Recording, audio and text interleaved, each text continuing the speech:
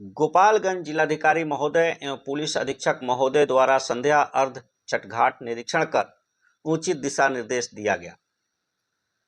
जिलाधिकारी महोदय व पुलिस अधीक्षक महोदय के साथ सदर एसडीओ व सदर एसडीपीओ मौके पे मौजूद हैं। आप इस वीडियो में देख सकते हैं, छठ घाट का निरीक्षण करते हुए अधिकारी दिखाई दे रहे हैं। इस फुटेज में आप देख सकते हैं, यहाँ ड्रोन कैमरा से भी हर एक गतिविधि पे नज़र रखी जा रही है ताकि विधि व्यवस्था को और बेहतर बनाया जा सके। इस वीडियो को शुरू से अंत तक जरूर देखें, इसमें बहुत सारा फुटेज आपको मिलेगा, जैसे गोपालगंज नगर का फुटेज, बरौली थाना क्षेत्र अंतर्गत माणनपुर गांव की फुटेज व बरौली थाना क्षेत्र अंतर्गत भड़कुइया का फुटेज व माझा थाना क्षेत्र अंतर्गत पिपरा का फुटेज व माझा थाना क्षेत्र अंतर्गत कोयनी बाजार का फुटेज व साथ में सिवान जिला के मैरवा का भी फुटेज इस वीडियो में आपको दिखेगा, जिसे ध्यान से देखें। जानिए क्यों मनाया जाता है छठ, क्या है इसका पौराणिक महत्व। बिहार में छठ का विशेष महत्व है। छठ सिर्फ एक पर्व नहीं बल्कि महापर्व है जो पूरे 4 दिन तक चलता है।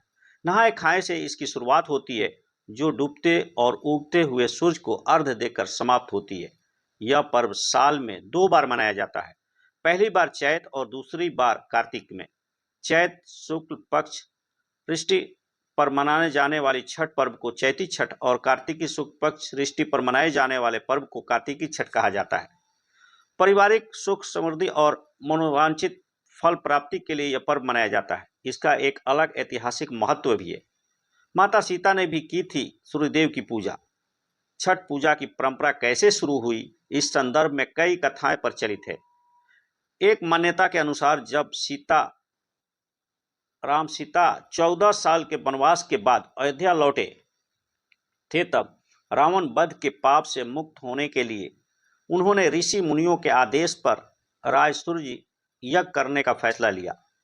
पूजा के लिए उन्होंने मुगदल ऋषि को आमंत्रित किया। मुगदल ऋषि ने मां सीता पर गंगा जल छिड़ककर पवित्र किया और कार्तिक मास के शुक्ल पक्ष की ऋष्टि तिथि को सूर्यदेव की उपासना करने का आदेश दिया।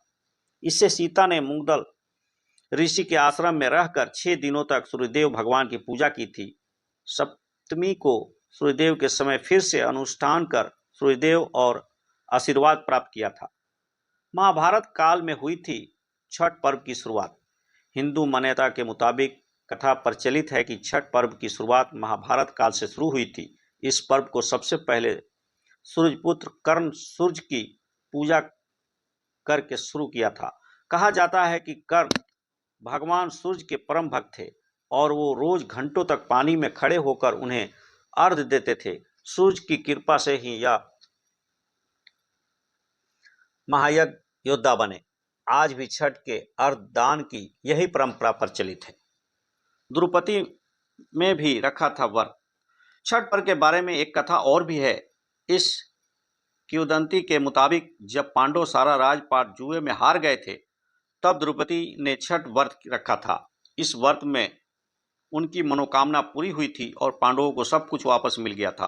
लोक परंपरा के अनुसार सूर्यदेव और छठी मैया के संबंध भाई बहन का है, इसलिए छठ के मौके पर सूर्य की आराधना फलदायी मानी गई है। क्या है छठ का पौराणिक महत्व? इन कथाओं के अलावा एक और किंवदंती भी प्रचलित है। पुराणों के अनुसार प्रियव्रत नामक एक राजा की कोई संतान नहीं थी। इसके लिए उसने हर जतन कर डाली, लेकिन कोई फायदा नहीं हुआ। तब उस राजा को संतान प्राप्ति के लिए महर्षि कश्यप ने अपने पुत्रेष्टि यज्ञ करने का परामर्श दिया। यज्ञ के बाद महारानी ने एक पुत्र को जन्म दिया, लेकिन वह मरा पैदा हुआ। राजा के मृत बच्चे की सूचना से पूरे नगर में शोक छा गया।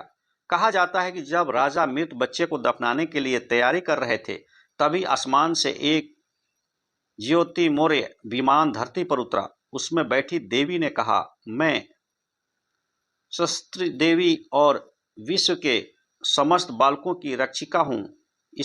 इतना कहकर देवी ने शिशु के मृत शरीर को स्पर्श किया, जिससे वह जीवित हो उठा। उसके बाद से ही राजा ने अपने राज्य में यह त्यौहार मनाने की घोषणा कर दी। इस वीडियो में आप देख सकते हैं छठ घाट पे जितने भी छठ करने वाले लोग हैं वहां पहुंचे हुए हैं। इस फुटेज में आप ध्यान से देखें, यह फुटेज माझा थाना क्षेत्र अंतर्गत